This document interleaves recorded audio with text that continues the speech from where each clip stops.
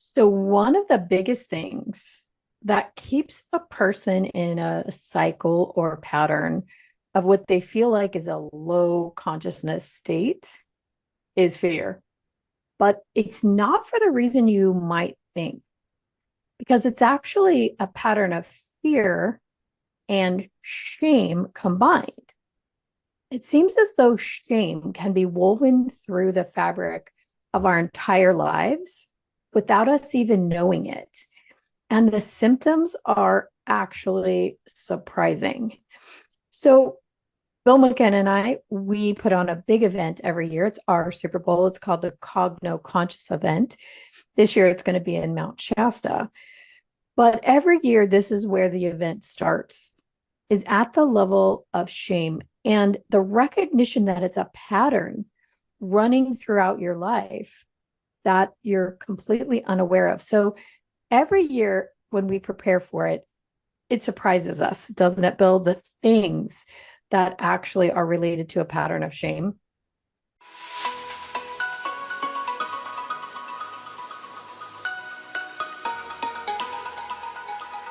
Hi, I'm Liz Larson. And I'm Bill McKenna. We're the hosts of the New Life Perspectives radio show. We're also the creators of the Cogno Movement System, where we help you rewire your nervous system so you can rewire your reality. Join us each week for great conversations, amazing guests, and cutting-edge information on health, consciousness, and the keys to transformation.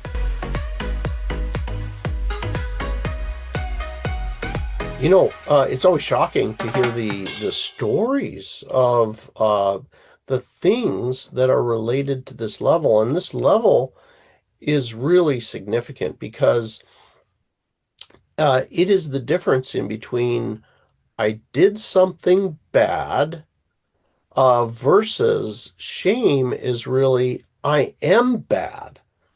And this feeling is like inherent that I'm bad. And when this feeling is really directed ourselves, it can become toxic and it will affect almost every area or aspect of one's life, which we're going to go into today. Yeah, talk about that for a second, because there's this interesting statistic about the actual true shelf life of shame, its value.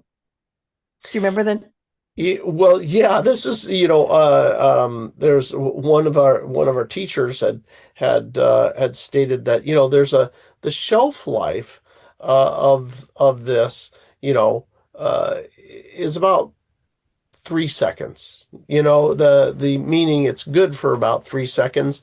Just like, hey, I was a little off course on whatever, but let it go, because the the thing about this is that it really underlies so many mental health disorders.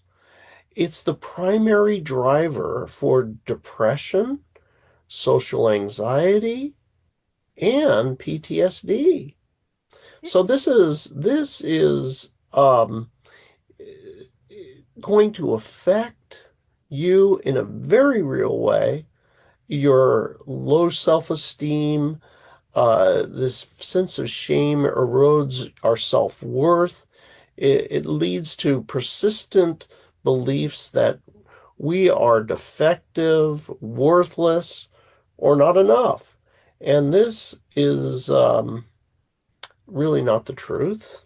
Yeah, but we will pound ourselves into the ground with shame, and with it, uh, it becomes like a self-fulfilling prophecy where we can't really even act anymore. We can't even respond to life. People that are in a state of shame often find themselves in bed a lot. Like, I had a grandmother and I didn't know what it was, but she was always in bed, and she would say, I'm neither fit nor able. And and that's was her life. But I think those are the obvious ones. When someone has had something very shameful in their life. But the The insidious ones are the ones you don't realize are a part of your fabric, like shame over the amount of money your parents had or didn't have. And it doesn't matter if you were poor or rich. Even in like the cast of people who are quite wealthy, the 1%, there are still some that have much more than others. And if you're on the lower end of that 1%, you might still grow up with shame that you don't have as much as someone else. And so that shame is can become the foundation for your life. And in cogno world language, it starts a neurological pattern that everything else gets built on. And because of this, it shapes all of your actions and reactions. Like you said, Bill, it shapes how you feel about yourself. It shapes how you feel about the who you are on the planet, not just your status in life, but who you are and your value. And so, for this reason, we created this event. We use what's called the Hawkins scale, the David Hawkins scale. It's from a book called Power versus Force. And over the next few weeks, we'll talk more about that. But at this event, the premise is that neurological patterns based around emotions literally run your life secretly behind the scenes. It's like the Wizard of Oz, the man behind the scene. But once you recognize them and the physical sensation that they create, then you become aware of the actions they have you taking in your life. So we start with shame, it's the foundation. And the other premise is that these emotions literally gobble your energy. They gobble your energy. And the lower levels of energy that you have available, the less and less aware you become, meaning you have less and less choice. So awareness plus choice equals consciousness level. So if you're living a life at shame, which is the lowest, heaviest, we're going to call it the heaviest, most energy gobbling emotion, if that's the foundation of your life and there's a big portion of it running, you're going to be in a state of having low energy and low awareness, low ability to see what to do next, where to go next. So we go from shame to guilt to apathy to grief to fear to desire to anger to pride. Then we shift into, those are all force. Then we shift into power, courage, neutrality, willingness, acceptance, reason, love, joy, peace, and enlightenment. And at this event, it's a unique event on the planet because there's not a lot of blah, blah, blah. There's literally doing the neurological work to delete those patterns out of your body. It's a wild event, isn't it, Bill? Well, yeah, it's wild because of the massive amount of change that takes place over the 5 days. It's very intense. You can imagine freeing yourself from the shame of your lifetime, the guilt of your lifetime, the grief of your lifetime, the fear of your lifetime of anger. So being free of all of these things, how might you feel? How might you feel at the end? There's all of these levels that we work with your brain and your body, your nervous system, to let go of the old pattern, the old belief, create a clean slate, if you will, from all the things that were not resourceful. And during this, you can imagine the connections that you make, like, you know what? I didn't realize that maybe shame was running my life.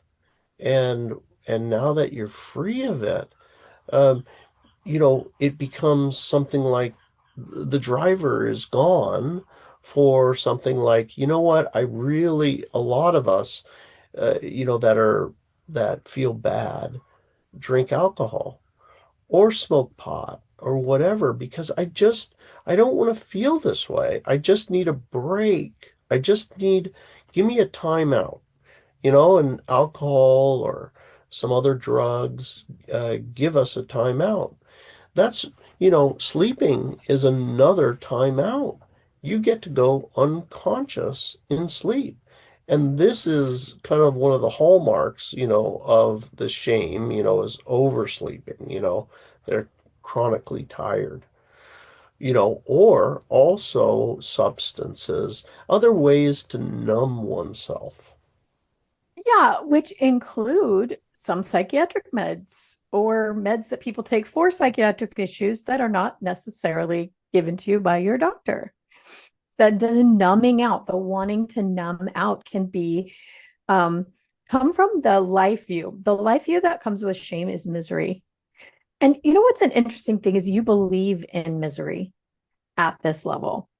Now, the converse of that is enlightenment, right? That the converse of shame is enlightenment, meaning that you don't believe in misery. You don't believe in it at all. You don't look for it. You don't accept it. You realize that everything is just the way it is and in perfect order. Like there's this beautiful trust of the universe. But when you're at the level of shame, that makes no sense. Zero, zero sense. You would think that's a Pollyanna, ridiculous human who would ever even suggest such a thing. So humiliation is really the emotion, the prime emotion. But didn't realize I had shame in my life. I really didn't. I mean, I didn't have any reason to have these great parents. But my dad had this big belief in humility. Being a Christian, you're humble. Well, most people don't realize they're the same root word. Humiliation and humility, they're the same word. So this needing to bow to everyone else comes first. Everyone else's feelings matter more. We were told this. Like you are basically, they didn't say these words at all, but you're better than them because you have this biblical understanding. And so you should humble yourself to others and be a humble servant. And that equates to shame in people's lives. So some people out there who are listening are going to relate to this and not have any idea that it's shame. And it's overgiving, overdoing, right? You're the person who has to give at every minute of every day.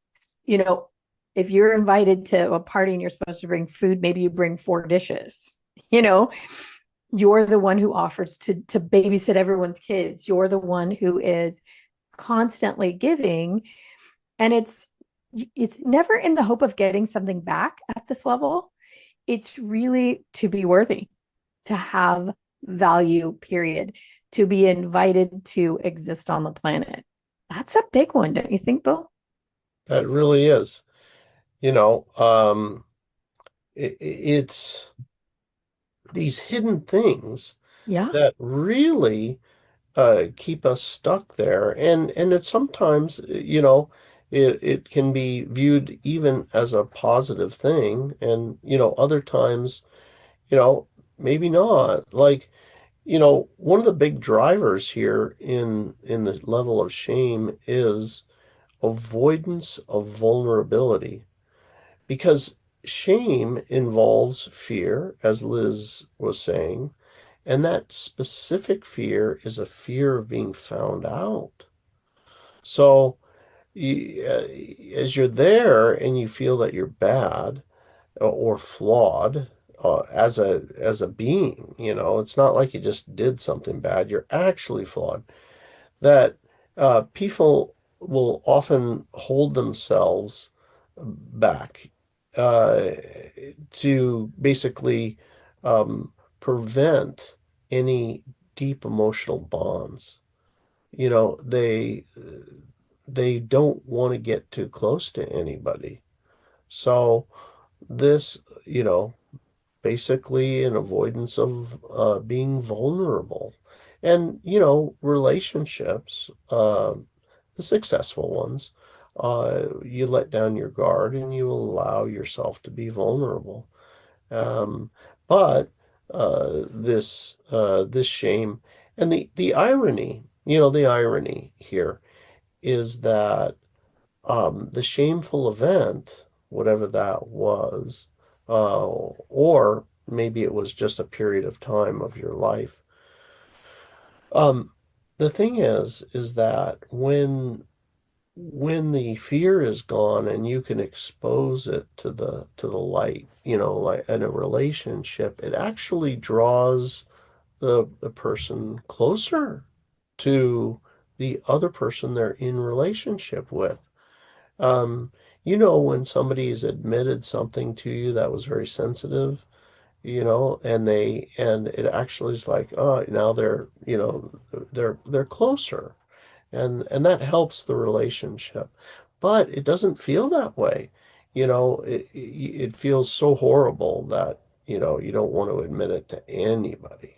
Don't even Yeah, want to think about it yourself. it's really true. If you're fighting all the time in a relationship, one or both may be running a pattern of shame neurologically under the surface that is driving that situation of just not being able to be wrong or not being able to be in that vulnerable state. You know, in a really comfortable relationship, you love each other, warts and all. And sometimes you love each other because of the warts, right? Their shame is like the least uh, common thing in one of those kind of really relaxed, comfortable, easy relationships. And that's why. But if you find yourself fighting all the time, this may be the issue and you just didn't know it. You say, that was so good, Liz. Um, is your partner, or are you, and this is really hard to admit, but defensive and blaming? This ultimately comes down to deflecting the pain of being a quote unquote bad person. You may lash out with anger because you want to shift it. Don't look over here. Don't look, behind the curtain here. You know, that's a very real thing. Yeah. And, you know, um, it also offers an opportunity, this little piece of knowledge, like, is there something?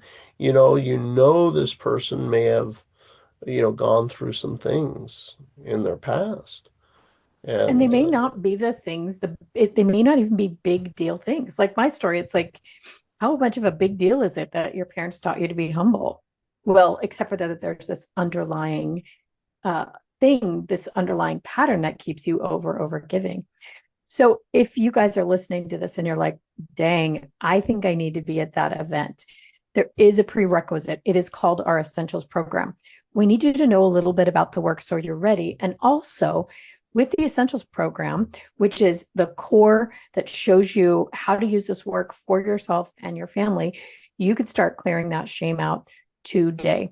So go to cognimovement.com/essentials, get that program right now. And then next, sign up for the Cogno Conscious event 2026. It is happening at the very end of September through, I think, the 4th of October in Mount Shasta, which just happens to be the root chakra of the planet and one of the most magical places on the planet as well. All right, let's hear from the good folks at the UK Health Radio Network, and we'll meet you all on the other side. And we're back. We're talking about hidden shame and the weird ways that it shows up in your life. And there was something you said early on in this interview, Bill, that I really liked and I want to point out again, highlight for everyone, is that there is an appropriate moment for shame. If you're a child and you've stolen something from a store, there's this moment in which you learn that's not really okay. You feel a little bad about it for a moment, but then you learn the lesson about why not. And then that moment should be over. So a shelf life of a few seconds that's really valuable, that shows us, oh, maybe we shouldn't do that because it hurts someone else. So there's a sensation that goes with that teaches the body, no, hot, we don't touch that. We don't do that thing. And, that can be a big life lesson. When you've done something, you don't realize it hurts someone, and then you do, there's this feeling of shame. But that's about an action, not about who you are as a human. most insidious thing about shame as a neurological pattern, meaning it runs in your system 24/7, from the body to the brain, from the brain to the body, round and round and round, determining your actions, is that you don't know it's there most of the time. So here's a funny one, Bill. If you're a human who has the dream that you fall down in public all the time, I had that one.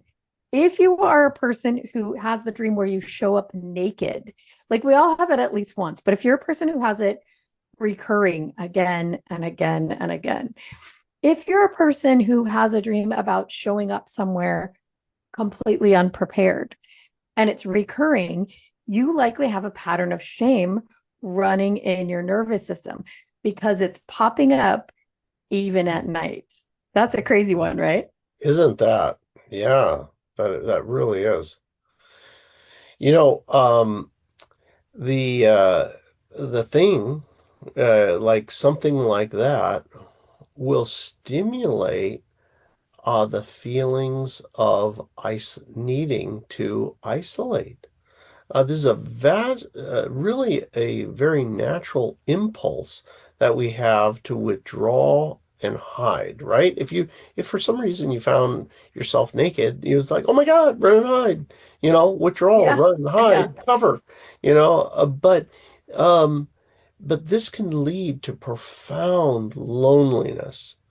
As a person pulls away from their family, their friends, their communities, to avoid being judged.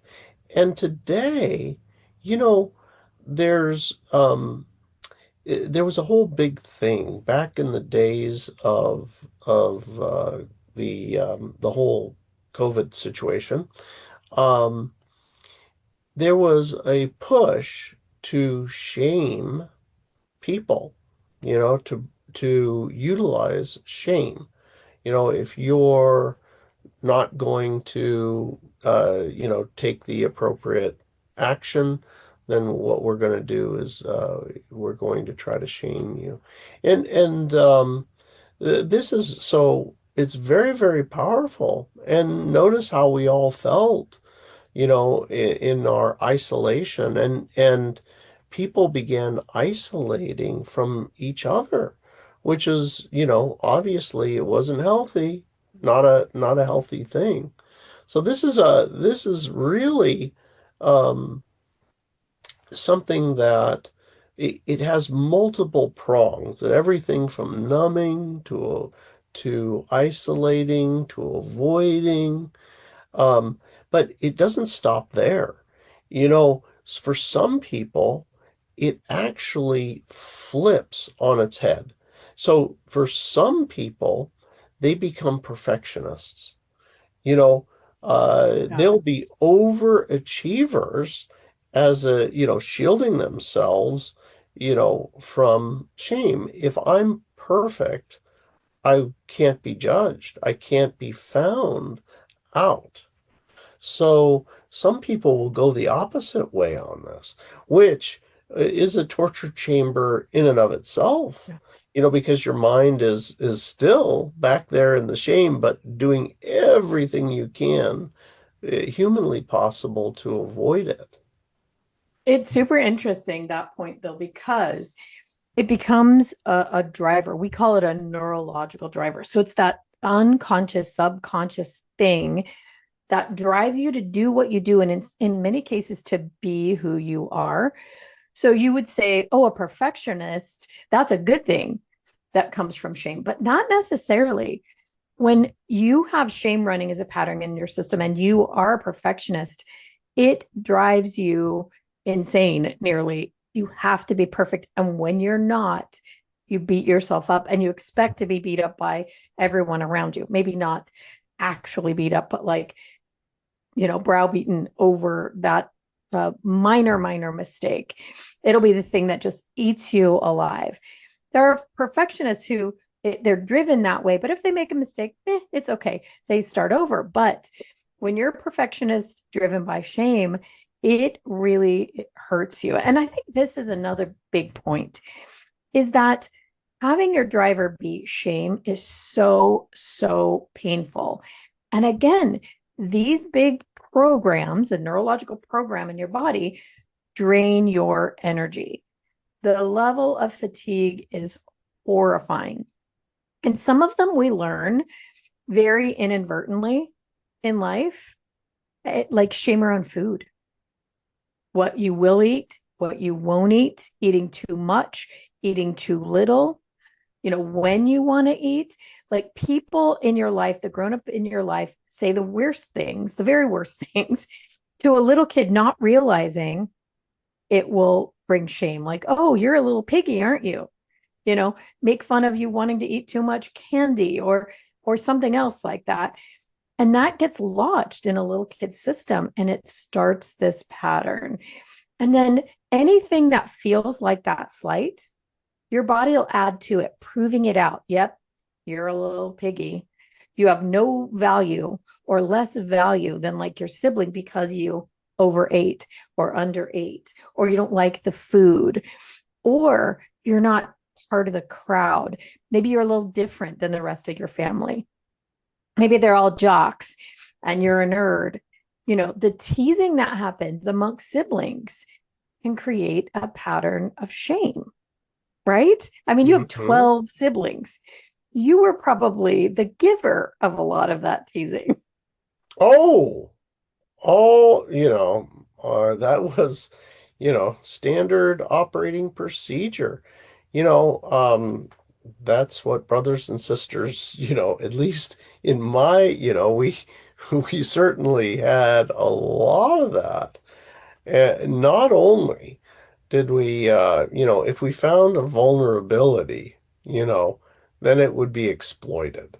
Like the person, you never let yourself be vulnerable because, you'll be, that'll be thrown at you repeatedly, Yeah, you you know. don't even have to be doing or being anything wrong. Your siblings may find something to pick on, like the fact that you have blue eyes instead of brown or red hair instead of, blonde, whatever it is, siblings will attack you. And it seems funny. And a lot of times parents don't prevent it, because they think it's natural. And it is, it's human nature. But that level of shame can actually end a person's life. I had a client who there were just two siblings, a brother and a sister, and the brother was older, and he teased the younger sister just relentlessly. I mean, probably the normal amount that older brothers tease younger sisters felt relentless to her. And I had her describe to me the things that he did and said. And I have three brothers. And I'm thinking to myself, oh, I heard all of those. But she was so sensitive and loved her brother so much that she actually developed bone cancer around it. And it was the biggest thing in her life that her parents did not protect her from this monster of a brother. But again, when she told the slights, it was regular, everyday, run of the mill, making fun, you know, not letting her hang out with his friends, making fun of her clothes, making fun of her hair. But her body internalized this shame. And she did end up losing her life to cancer. By the time I met her, she was in the very late stages. And we were able to find that peace though for her. And she was able to make peace with her brother before she died, understanding that he never meant to hurt her in any way. And he told her that, but she could never hear it until the neurological part was removed. And then finally, this is why we say your consciousness level jumps. Finally, she's like, oh my God, I didn't know because I didn't have other siblings. I didn't know that was kind of the normal banter among siblings. I thought you were trying to hurt me. Isn't that amazing? It's serious, the feeling state that puts on a body. And so it's very important to get it out, to discover it and get it out. And that's really what we do at this event, give people the opportunity to discover it. Well, I think there's there one of our basic premises from the very beginning of cogno movement was that your body will express for you the emotion that you cannot process. So this comes out as different things. And in this case, right, it was down in her bones, very dense, serious thing for her. Now, the whole thing with, this, but your body expressing the emotion you can't process. Um, Shame is very much not good for your body. Um, you think about your life. If you've had like a lot of stress, it's like, well, they got sick because they were under a lot of stress. We've heard this all our lives. Everybody has heard this, and the truth is that there's no there's no such vial that you can go out and get of stress, a bottle of stress. There's no such thing. It's just your basically resistance to whatever's going on, whatever is. Yeah. And you know, uh the great news is that once this is basically relieved or left your body, it removes the driver that was driving the unhealthy thing. And one of those things, as uh, you know uh is the driver for alcohol, because like we talked about, it fueling shame, fueling your addiction, unhealthy coping mechanism.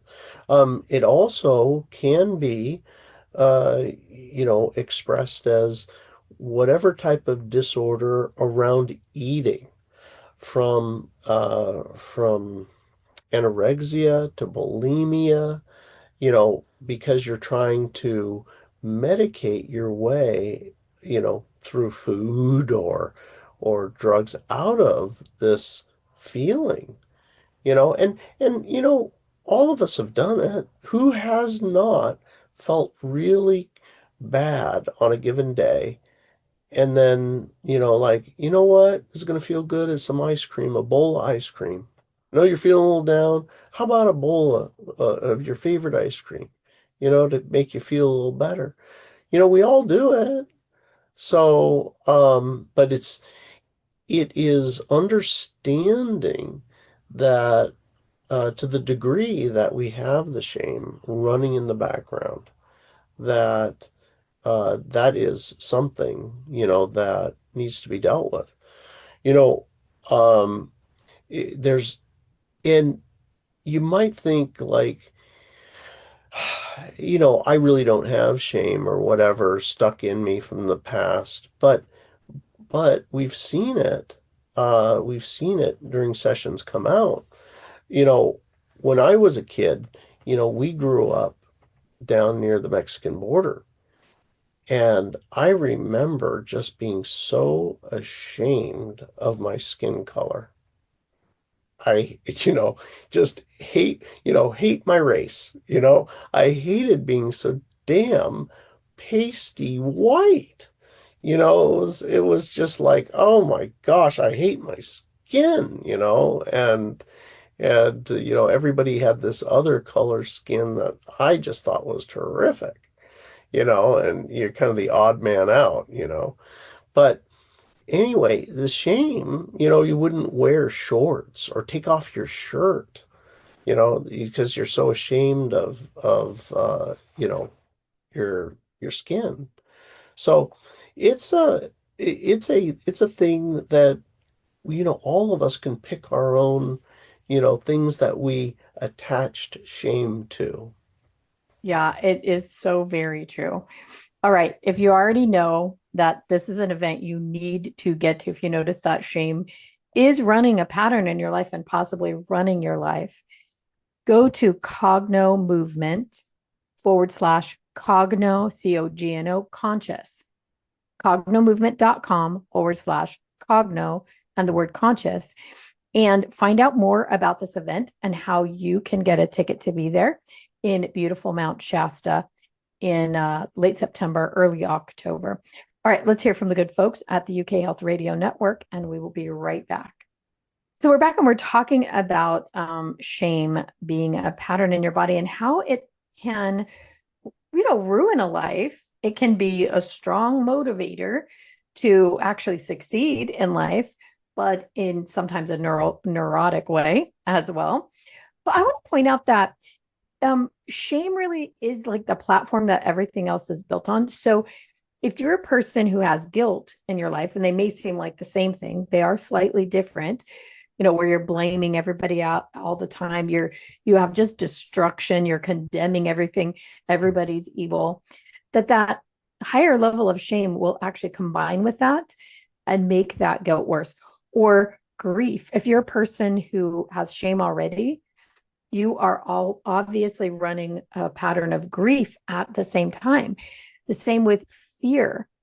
Fear and shame go hand in hand, and they will just crush a person's ability to find that feeling of consciousness and awareness. So in our crowds, people want to maybe feel like they're spiritually awake or have psychic abilities or, hone their empathic abilities, let's say.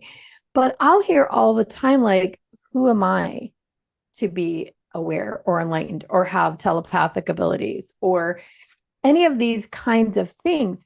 There's an unworthiness. Like, I have to be worthy to claim my natural state of who I really am. It doesn't really make sense. So the shame and fear going together will keep consciousness down faster than anything.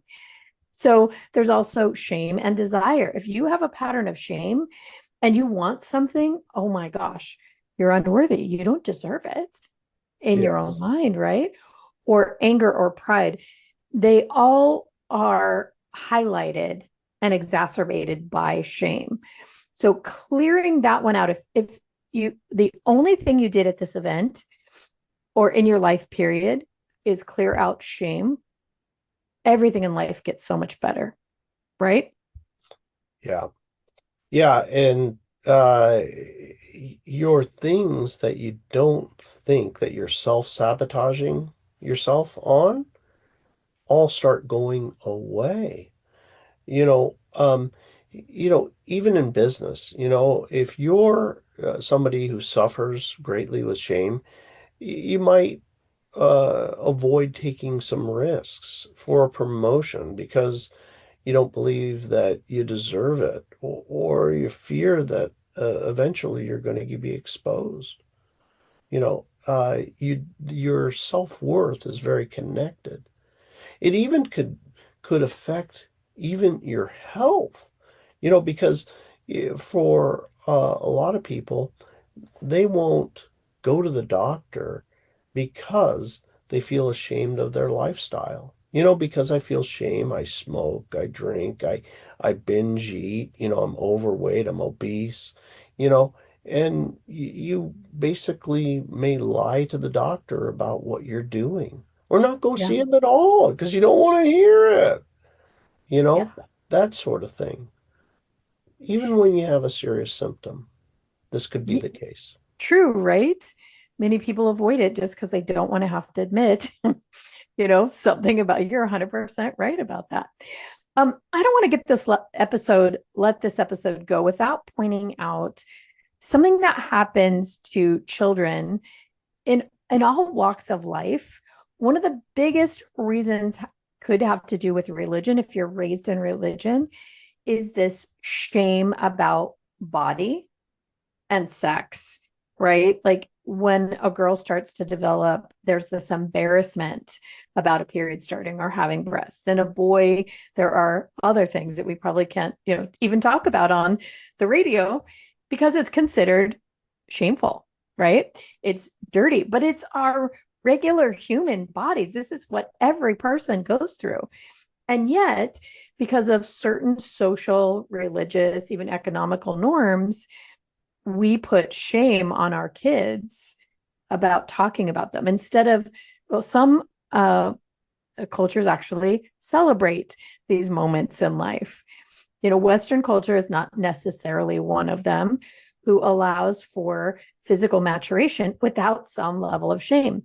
And so that turns into some of the things you were talking about, Bill, like anorexia or even overweight or on and on and on and on the things. So there's this embarrassment about this physical body, which is your first co-creation on this planet that you very likely chose before you came, right? And yet we learn. So getting that out of a life, just that one thing, the shame over your physical body, period, end of story. Like you were saying, the color of your skins. For some people, it's your height. For other people, it's your intelligence. For other people, it's whether or not you have talents. And whatever you're lacking becomes a reason to have shame. Except for that, some of those things, like you can't change your height. You can't really, well, women can change their hair color, men do too. But, eye color, all of those things, like you are who you are. And if we learn to love what that is, celebrate it, we wouldn't have this bit of shame. But unfortunately, on this planet, we do have a lot of body shame. And, at this event, it's one of those things that if that's you pluck that out of your system, because all it really is a feeling that drives your decisions, drives your perspectives, drives how you think and what you do. And it also is that feeling of stuck. I'm stuck. I'm stuck in this body. I'm stuck in this life. And the feeling of stuck is the thing I think that most people complain about, I think, the most. Yeah. It's that's a good way of putting it, is that you just generally feel stuck. And and you don't really realize why, or that it could be something that happened long ago that's just simply sitting there running in the background. Mm-hmm. 100%. Yeah. Running in the background. I think that's the most important part.